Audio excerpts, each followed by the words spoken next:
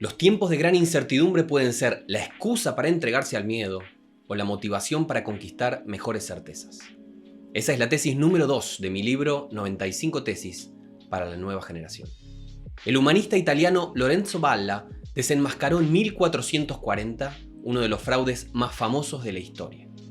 El documento conocido como Donación de Constantino afirmaba que al mudar la capital imperial a Constantinopla en el año 330, el emperador Constantino había dejado a cargo del Papa no solo la ciudad de Roma, sino también el resto del Imperio Romano de Occidente. Ese era el fundamento de las atribuciones territoriales que el papado tenía sobre Italia y buena parte de Europa. El derecho canónico puntualizaba lo siguiente: el emperador Constantino donó al obispo de Roma la corona imperial y toda la magnificencia imperial en Roma y en Italia y en todas las tierras que en Occidente pertenecen al emperador. Deben tener los obispos sucesores del príncipe de los apóstoles mayor autoridad y poder en la tierra que la que posee nuestra majestad imperial. La autoridad del Papa, no solo espiritual sino también política sobre el emperador, quedaba así legalmente establecida. Al analizar las palabras y giros lingüísticos de la donación de Constantino, Valla concluyó que el documento no podía haber sido escrito en el siglo IV. La hipótesis más creíble situaba su redacción en el siglo VIII, como parte de una disputa contra los herederos de Carlomagno por unos territorios italianos. La obra de Valla no tuvo grandes consecuencias en el momento de su publicación. No fue más que un rumor que circulaba en ambientes académicos. De hecho, durante un siglo más, la donación siguió siendo considerada como verdadera por los juristas. Sartre escribió que cuando cae la noche y la seguridad se vuelve penumbra, hay que tener muy buena vista para poder distinguir al buen Dios del diablo.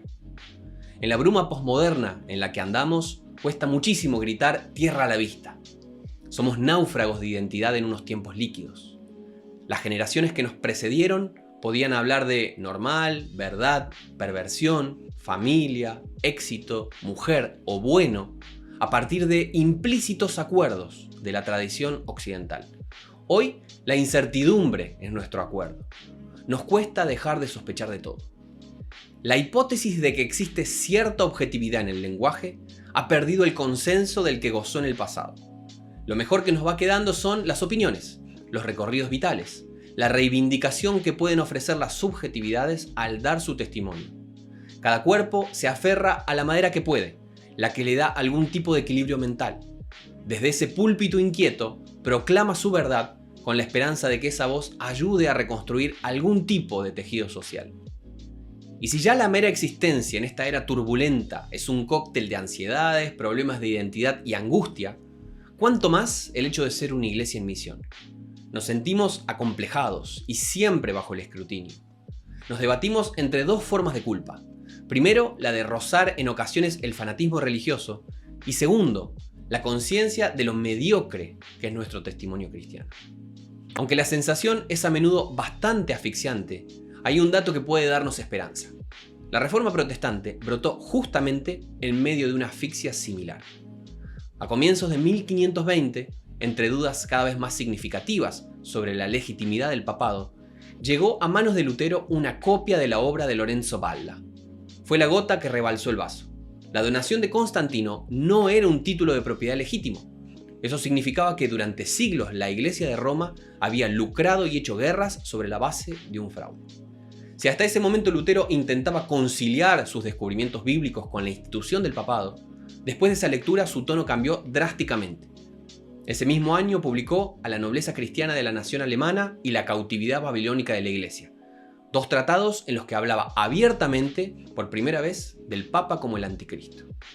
Habían pasado 80 largos años de incertidumbre y creciente descontento desde la acusación de Lorenzo Valla. Finalmente, las cosas cayeron por su propio peso. Compartimos con Lutero el hecho de habitar en un ambiente intelectual de cambios profundos. A nivel político, económico, cultural y artístico, la desconfianza generalizada en las explicaciones antiguas nos arroja a un futuro incierto. Nos dijeron que el mundo tenía una forma, unos colores y una coherencia, pero al final la cosa no era tan así. Como sucedió con la donación de Constantino, estamos tomando conciencia de muchos fraudes que algunos usaron para perpetrar sistemas opresivos e instituciones corruptas. El vértigo que sentimos es como el de esos pajaritos a los que empujan de golpe del nido caliente. Pero es justamente en tiempos como estos, en palabras de Dave Grohl, cuando aprendemos a vivir de nuevo.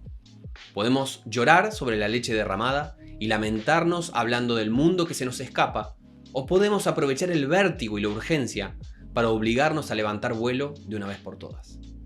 Tenemos que aprender a surfear la ola de la incertidumbre y el relativismo para poder encontrar entre los escombros verdades menos adulteradas y mejores certezas que las de nuestros predecesores.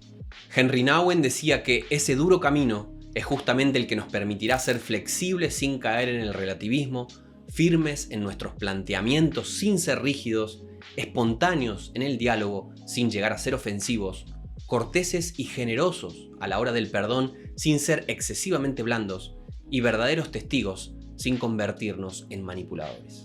Ante las preguntas más desconcertantes que emanan de las demandas políticas, ambientales, económicas, de género, bioéticas o cibernéticas, la promesa de Jesús sigue siendo pertinente.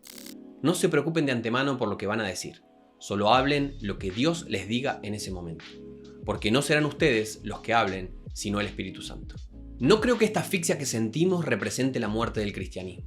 Quizás la verdad sea todo lo contrario, que estamos en la hora 11ª, justo antes de un cambio inmenso, a las puertas de una nueva reforma que llegará para trastocar los tristes fraudes que algunos han hecho en el nombre de Jesús. Si te interesa descubrir más sobre mis 95 tesis para la nueva generación, entra al link de mi biografía. ¿Y vos qué pensás de todo esto? Nos vemos en el próximo video.